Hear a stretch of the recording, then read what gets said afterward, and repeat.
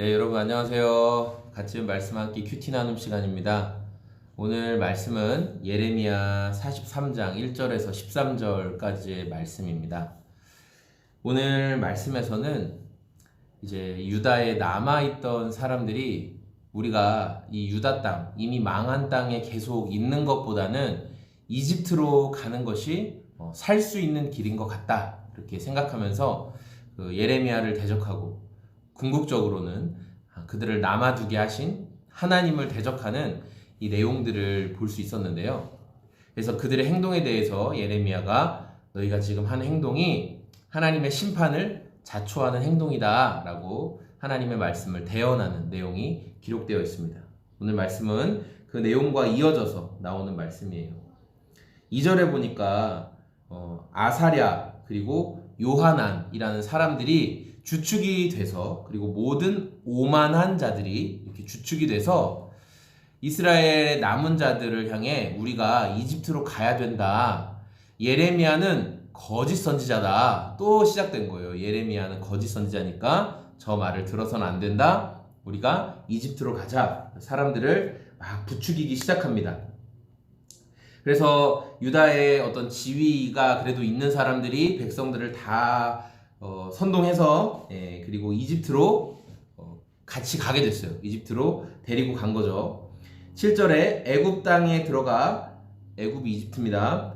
다바네스에 이르렀을 때 그들이 여호와의 목소리를 순종하지 아니함이러라, 이렇게 성경에 기록하고 있어요. 그래서 하나님이 그 이집트 땅에 있는 자들을 향해 말씀을 하시는 거죠. 그러면서 뭐라고 말씀하시냐면 느부갓네살 왕이 이집트 왕의 그 자리를 차지하게 될 것이고, 느부갓네살이 이집트를 정복한 뒤에는 칼로 죽일 자들은 칼로 죽이고, 쫓아낼 자들은 쫓아내고, 사로잡을 자들은 사로잡고, 그런 심판이 있을 거다. 그리고 이 느부갓네살이 이집트 신들의 목을 치고 신당을 불사를 것이다. 애굽 온 땅을, 애굽 전역에 있는 그 신상들을, 우상들을 다 부셔버릴 거다. 이렇게 말씀하고 있어요. 근데 하나님은 이 느부갓네살을 뭐라고 말씀하시냐면, 느부갓네살이 내 종이다. 하나님이 느부갓네살이 내 종이다. 10절에 보라, 내가 내 종 바벨론의 느부갓네살 왕을 불러오리니, 하나님이 그를 불러서 그 일을 하신다라고 말씀하셨어요. 저는 오늘 말씀을 보면서요, 하나님의 그 스케일이라고 하죠. 우리가 하나님의 계획과 크심에 대해서 생각을 해볼 수 있는 것 같아요. 유다의 남은 렘넌트라고 하는 남은 자들은 멸망한 유다 땅에 머물고 싶지 않아서 우리가 이집트로 가면 살 수 있겠다라고 생각했는데, 하나님은 너희가 유다 땅에 남아서 돌이키고 회개하고 내가 다시 나중에 회복시켜 주기를 원하셨던 거예요.